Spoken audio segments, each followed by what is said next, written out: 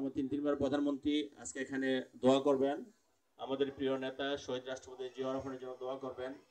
আমাদের শহীদ রাষ্ট্রপতি জিয়া রহমানের কনিষ্ঠ পুত্র আরাফাত রহমান কোকো তিনি মৃত্যুবরণ করেছেন, তার জন্য আপনারা দোয়া করবেন।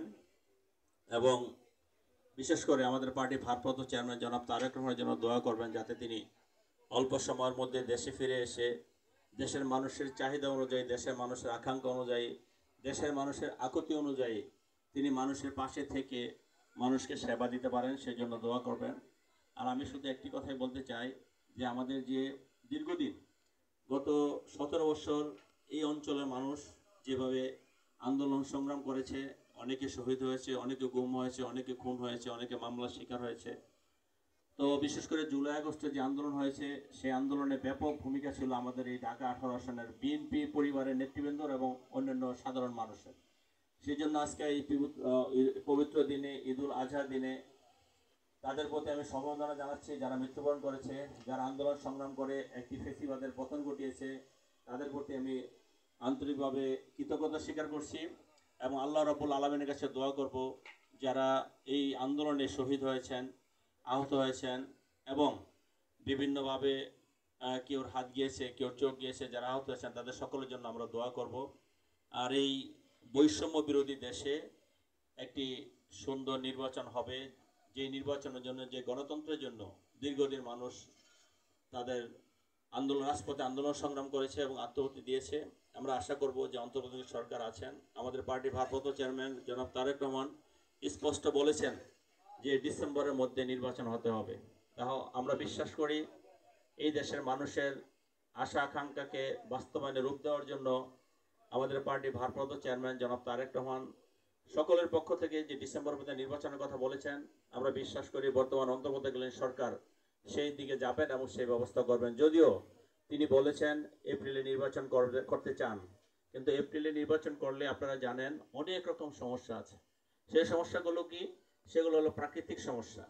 এখন আমাদের দেশে যখন কোনো নির্বাচন হয়, সেখানে প্রাকৃতিকভাবে দেখতে হয় সেখানে কি অবস্থা থাকে, অতিবৃষ্টি, অতি গরম, তারপরে রোজা, তারপরে আপনার পরীক্ষা, এই সমস্ত বিবেচনা করে কিন্তু আমাদের দেশের নির্বাচনগুলো সবসময়, বাংলাদেশের নির্বাচনগুলো সবসময় ডিসেম্বরের দিকে হয়। কারণ ডিসেম্বরে আমাদের সমস্ত পরীক্ষা শেষ হয়ে যায়, সিজনটা ভালো থাকে, শীতের সিজন থাকে, কোনো রোদ বৃষ্টি থাকে না, গরম ঝড়ঝাপটা থাকে না।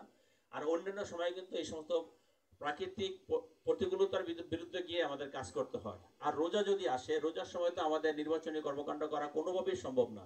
আর রোজা যদি হয় সেটা চৈত্র মাসে।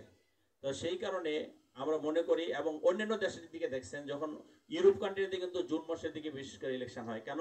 কারণ ওখানকার স্কুল কলেজগুলো হলো জুন টু জুন সেশন, আর আমাদের ম্যাক্সিমাম সেশন হলো জানুয়ারি টু ডিসেম্বর। কাজেই আমরা ডিসেম্বরে যদি নির্বাচন করি তাহলে এই সমস্ত অনেক রকম প্রাকৃতিক দুর্যোগ বা প্রাকৃতিক কারণে বা পরিবেশগত কারণে আমরা সেদিক থেকে সেফ পেতে পারি। যার কারণে কিন্তু আমাদের পার্টি ভারপ্রাপ্ত চেয়ারম্যান জনাব তারেক রহমান স্পষ্ট বলেছেন ডিসেম্বরের মধ্যে নির্বাচন করার জন্য। তাই আমরা বিশ্বাস করি এই সমস্ত নেগেটিভ ব্যাপারগুলো চিন্তা করে বর্তমান যে অন্তর্বর্তী সরকার যে কথা বলেছেন যে এপ্রিলের নির্বাচন, সেখান থেকে ফিরে এসে অবশ্যই ডিসেম্বরের মধ্যে নির্বাচন করার ব্যবস্থা করবেন এবং চেষ্টা করবেন। আর চেষ্টা করলে সবই হয়ে যায়। এখানে একটি নির্বাচন করতে 3 মাসের অন্তর্বর্তী সরকার 3 মাসই যথেষ্ট, কিন্তু এই সরকার ইতিমধ্যে 10 মাস সময় পেয়েছে। যদি ডিসেম্বর পর্যন্ত হয় আরো 6 মাস, এই প্রায় 16 মাসে একটি সুন্দর নির্বাচন করা সম্ভব। আপনাদেরকে একটু মনে করে দিই যে 91 সনে, আপনাদের সবার খেয়াল আছে এখানে যারা মুরব্বী আছেন, 91 সনে কিন্তু শাহাবুদ্দিন সাহেব বাংলাদেশের সবচেয়ে আলোচিত, সবচেয়ে ভালো নির্বাচন করেছিলেন মাত্র 3 মাসে।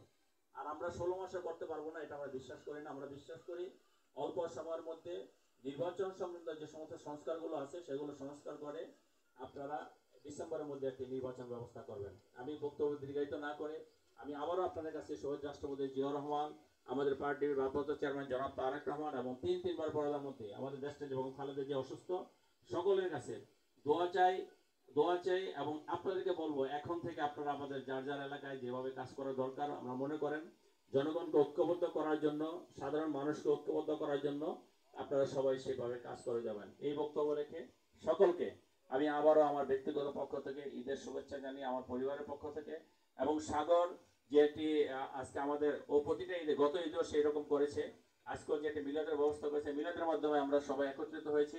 সেই জন্য আমি সাগরকে আমি আমার ব্যক্তিগত পক্ষ থেকে ধন্যবাদ ও অভিনন্দন জানিয়ে বিদায় নিচ্ছি। আসসালামু আলাইকুম।